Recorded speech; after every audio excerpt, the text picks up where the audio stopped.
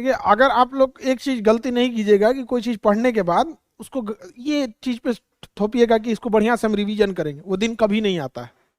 जिस दिन दिमाग में आ जाता है ना कि वो दिन हम बढ़िया से पढ़ेंगे, वो एक टाइम आएगा हम अभी हम कंपाइल कर लेते हैं, नोट्स बना लेते हैं, वो दिन कभी नहीं आता है। तो जो पढ़ रहे हैं उसको एकदम वाइंड अप करते हुए चलिएगा यहाँ पर। और न्यूज़पेपर वगैरह का एडिटोरियल वगैरह वो सब रेगुलर की चीज़ें यहाँ पे। करंट अफेयर की एक खराबी है ना, जैसे गड्ढा भरते हैं ना, गड्ढा तो 10-20 ट्रैक्टर उसमें मिट्टी डाल देते हैं ना, तब वो बराबर आता है, उसके बाद उसके ऊपर दिखता है। तो करंट अफेयर भी ऐसा है, 1 महीना पढ़िएगा तब तो आप बराबर होइएगा, तब समझ में आएगा। वरना कोई सोचेगा कि पहले दिन हम करंट अफेयर पढ़े, एक हफ्ता आप बोरिंग लगने लगेगा आपको। 1 महीने जब आप उसमें जुड़ जाइएगा तब समझ में आएगा ओह क्या चीज हो रहा है। वरना कोई ऐसे सोचेगा पैरासूट लैंडिंग करे सीधे, अच्छा इसका मतलब है कि मालदीव में सरकार गिरने वाली है।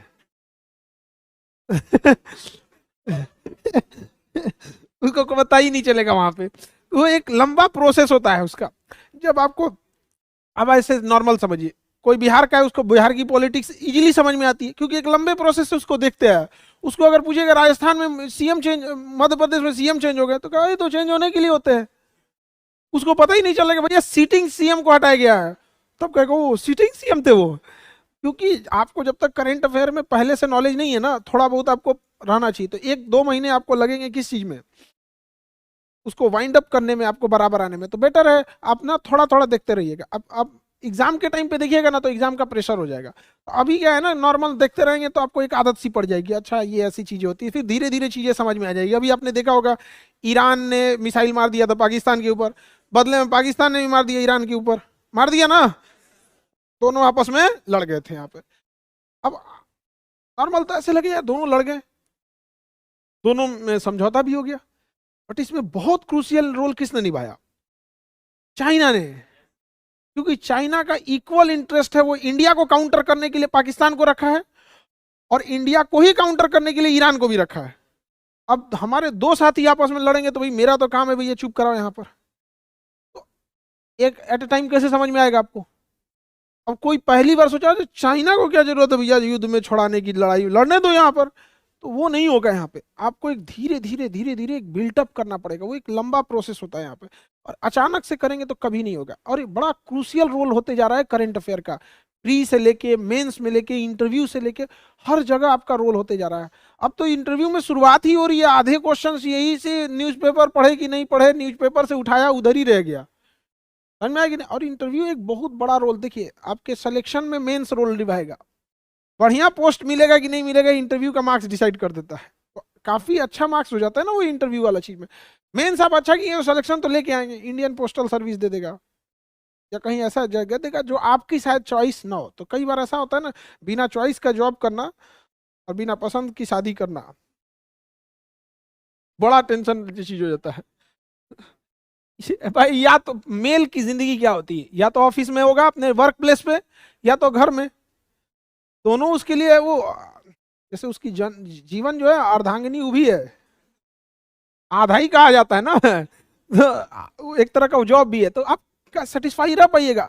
अब किसी को फौज में जाना है, अब आप उसे रेलवे सर्विस भेज दीजिए, फाइनेंस सर्विस में, पागल रहेगा यार ये हमको कोई उसको आईपीएस लेना है, चला जाएगा रेवेन्यू सर्विस में, अच्छा नहीं लगेगा।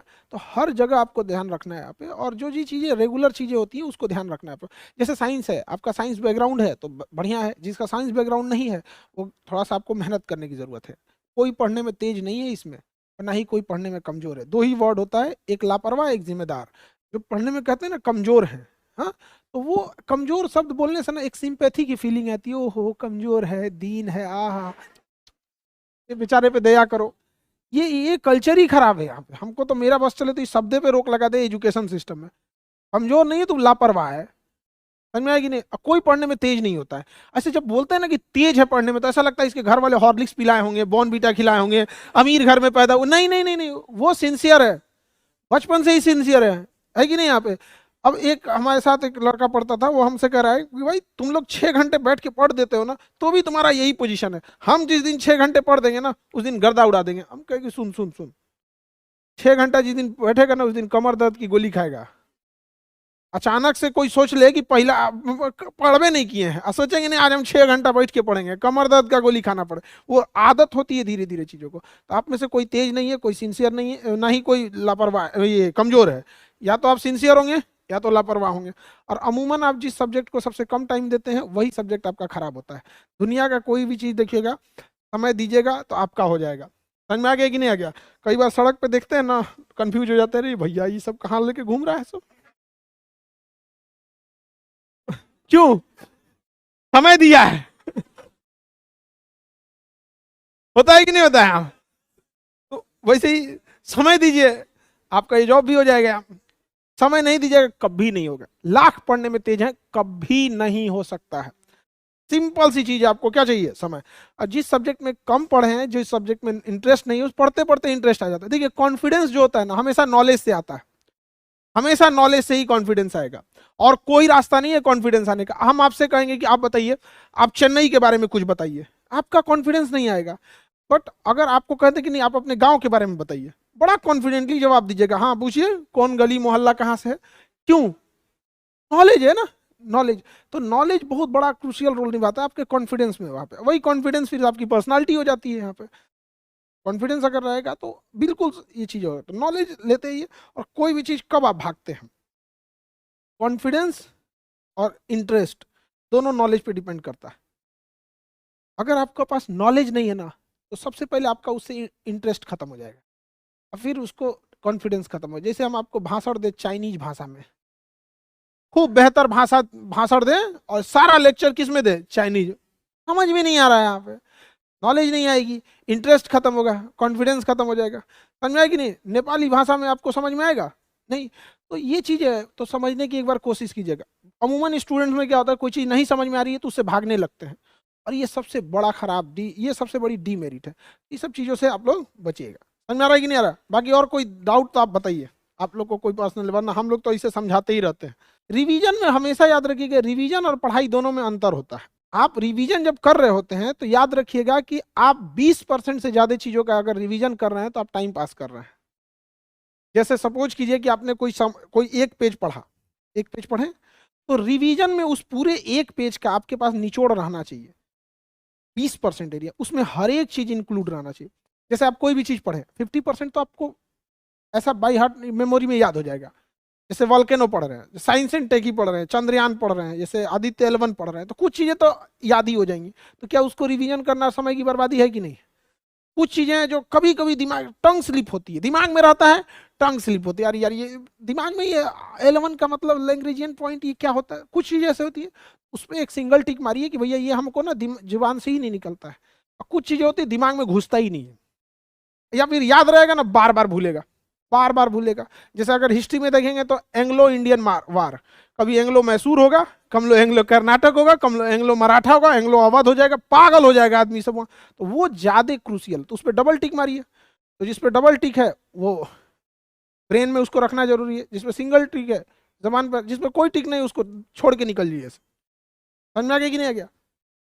लेकिन रिवीजन कैसे करते हैं आप लोग? पूरा पढ़ेंगे, समय की बर्बादी है। क्यों पूरा पढ़ रहे हैं?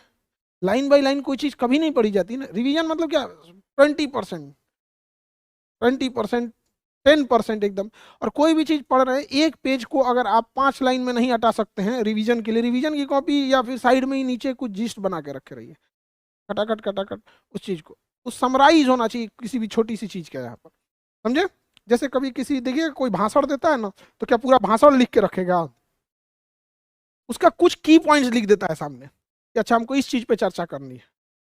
समझा गया? जैसे आप सपोज कीजिए कि आप एरिया के डिस्ट्रिक्ट मजिस्ट्रेट हो गए, आपको कहीं भाषण देने के लिए बुलाया गया, तो आप क्या पूरा लाइन बाई लाइन लिख के जाइए, कुछ की पॉइंट्स लिख लीजिएगा, कुछ डेटा जो भूलते होंगे वो लिख लीजिएगा यहाँ पर। जैसे आप सपोज कीजिए कि आप जिस एरिया में गए वहाँ सूखे की प्रॉब्लम है, तो वहाँ पर आप सूखा, ड्रॉट या फ्लड जो भी है वो एक बस हाईलाइट कर देंगे, फ्लड, तो आप समझ जाएंगे। पूरा लिखिएगा नहीं फ्लड, उसमें क्या की पॉइंट्स हैं वो सब चीज़ें, तो बस की पॉइंट देखिएगा बाकी। और पूरा रिवीजन अगर पढ़ रहे हैं तो फिर दिक्कत है। ठीक है? और कोई डाउट? हाँ, वो थोड़ा सा आपका ना बैकग्राउंड इशू आता है, समझ आए कि नहीं? तो क्योंकि ह्यूमैनिटीज से है तो थोड़ा सा क्या है कि शुरुआती बैकग्राउंड उतना क्लियर नहीं है। अब कोई साइंस टर्मिनोलॉजी वो क्या है ना कि आपको तो फिर बैकअप पढ़ के आना पड़ेगा। इसके लिए क्या है ना कि आपको 2 बार ना देखना पड़े, पहले से ही देख लीजिए। कि क्या टॉपिक आने वाला है, या फिर सर से पूछ लीजिए सर कल कौन सा टॉपिक आएगा, हमको थोड़ा पहले पढ़ना पड़ता है, मेरा साइंस उतना ठीक नहीं है। Normal sir